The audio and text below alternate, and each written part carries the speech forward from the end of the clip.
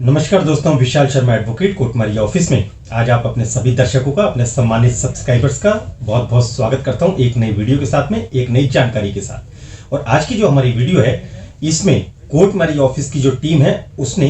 5 ऐसे सवालों का, 5 ऐसे प्रश्नों का चुनाव किया है जो कि जब आप कपल्स, अधिकतर लोग कोटमरिया ऑफिस में कॉल करते हैं जो शादी करने के लिए, तो वो अधिकतर कपल्स यह सवाल जरूर पूछते हैं। और हमारा भी मानना यह है कि आप लोगों के पास में जो ये 5 सवाल हैं उनकी करेक्ट इंफॉर्मेशन, प्रॉपर जानकारी आपके पास में जरूर होनी चाहिए। इसीलिए आज हमने उन 5 सवालों का चुनाव किया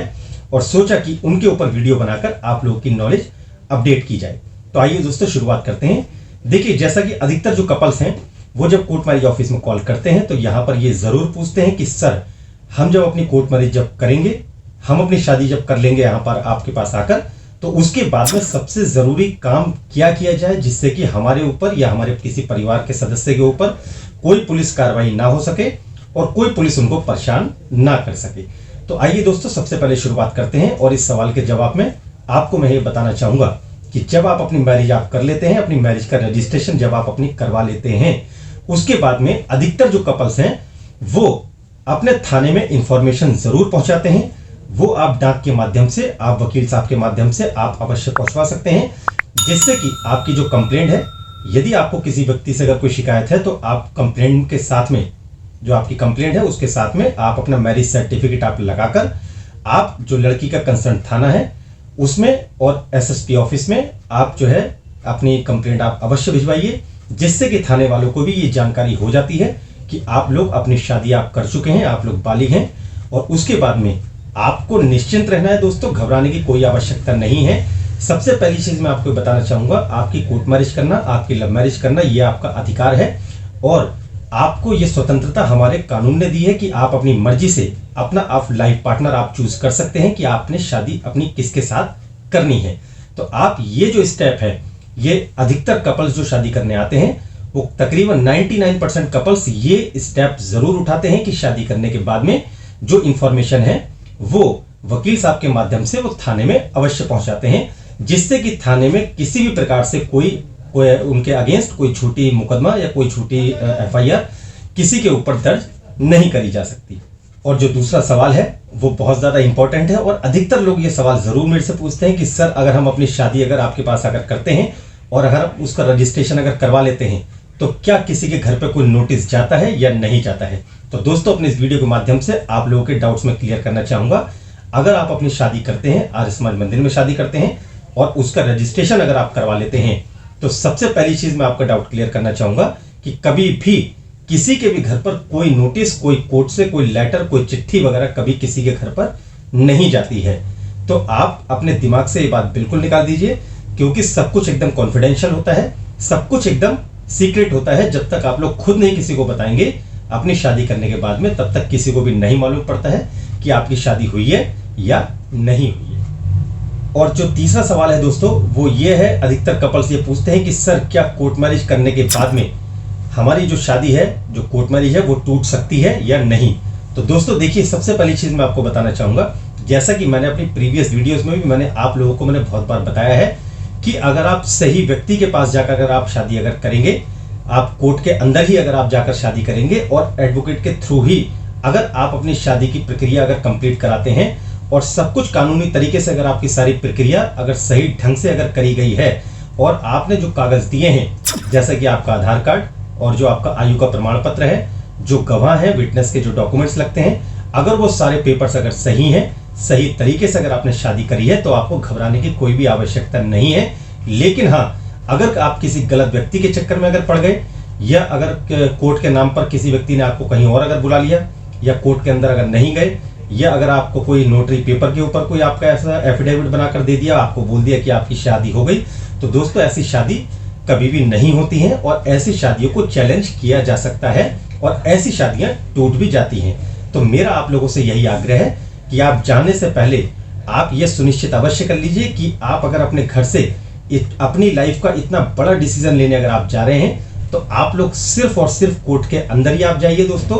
क्योंकि देखिए, YouTube के ऊपर अगर आप वीडियोस अगर देखते हैं तो जरूरी नहीं है कि हर व्यक्ति बोलने वाला एडवोकेट है, हर व्यक्ति आपको उस कानून की सही जानकारी दे रहा है, ऐसा दोस्तों बिल्कुल भी नहीं है। तो आप लोग यह सुनिश्चित अवश्य कीजिएगा कि जहां पर आप जा रहे हैं वो व्यक्ति एडवोकेट है या नहीं है, और आप कोर्ट के अंदर ही जा रहे हैं या नहीं जा रहे हैं, क्योंकि ये आपकी जीवन का, आपकी लाइफ का बहुत बड़ा डिसीजन होता है। तो आप लोगों को भी ये एक जिम्मेदारी बन जाती है कि आप लोग सही व्यक्ति के पास जाएं, कोर्ट के अंदर आप जाके शादी करें, और आपके पास जो सर्टिफिकेट आपको मिले वो कोर्ट का मिलना चाहिए। कोई नोटरी या स्टाम्प पेपर का सर्टिफिकेट आप कभी भी स्वीकार ना करें। तो अगर सब काम आपने सही अगर किया है, आपने कोर्ट में जाकर आपने शादी करी है, तो आप लोगों को घबराने की कोई भी दोस्तों आवश्यकता बिल्कुल नहीं है। इसी के साथ में एक छोटी सी चीज मैं आपको ऐड करना चाहूंगा। बहुत सारे कपल्स, आप लोग जो मेरे दर्शक हैं देख रहे हैं, वो अधिकतर लोग ये जानते हैं कि ये जो मेरा ऑफिस है ये 30 हजारी कोर्ट के अंदर मेरा ऑफिस है। और 30 हजारी कोर्ट दोस्तों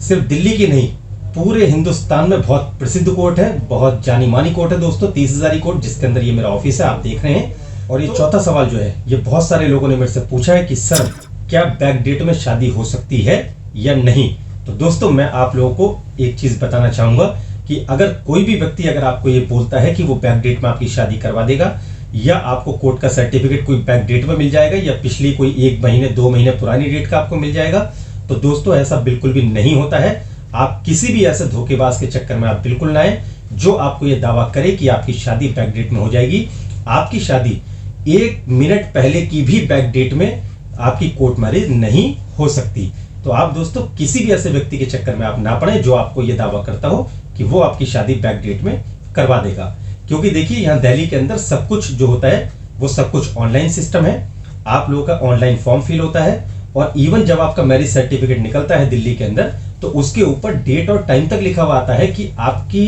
जो मैरिज का रजिस्ट्रेशन हुआ है वो कितने बजे और कितने मिनट पर आपकी मैरिज का रजिस्ट्रेशन हुआ है। वो डिजिटल सिग्नेचर के साथ में आपका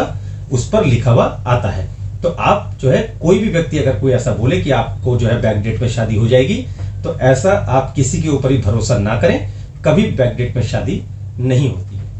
और ये 5वां और ये आखिरी सवाल इस वीडियो का, कि बहुत सारे कपल्स जो कॉल करते हैं वो एक असमंजस में रहते हैं कि सर हम कोर्ट मैरिज अपनी अगर करना चाहते हैं, या हमारे समाज मंदिर में शादी करके अगर हम उसका रजिस्ट्रेशन करवाना चाहते हैं अगर कोर्ट मैरिज ऑफिस के माध्यम से, तो उसमें अपॉइंटमेंट लेने की प्रक्रिया क्या होगी, हम कैसे अपॉइंटमेंट ले सकते हैं। दोस्तों देखिए, सबसे पहली चीज मैं आपको बताना चाहूंगा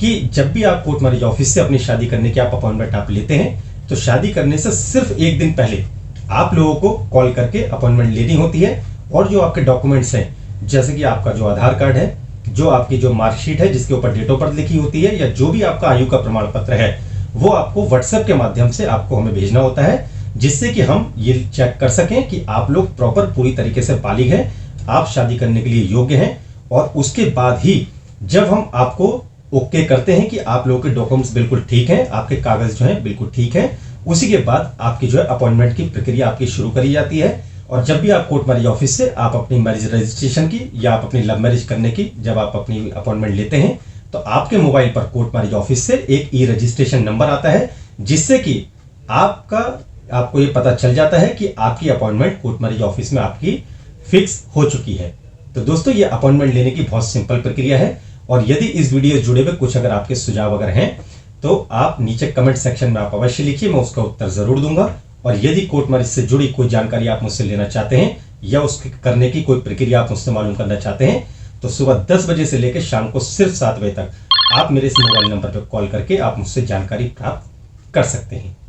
तो आज मैंने आपको इस वीडियो में इन 5 बहुत महत्वपूर्ण सवालों का मैंने उत्तर दिया। और यदि और कुछ अगर आपके सवाल हैं, तो आप नीचे कमेंट सेक्शन में आप अवश्य लिखिएगा। दोस्तों अगली वीडियो में हम लोग जरूर ट्राई करेंगे कि आप लोगों की जो भी आपकी क्वेरी है, जो आपके प्रश्न है, उनके उत्तर मेरे वीडियो के माध्यम से आपको समय समय पर जरूर दिए जाए। तो दोस्तों आप जो है कॉल करने से पहले आप समय अवश्य देखिए। जब भी आप कॉल करें सुबह 10 बजे से लेकर शाम को सिर्फ 7 बजे तक आप मुझे कॉल कर सकते हैं।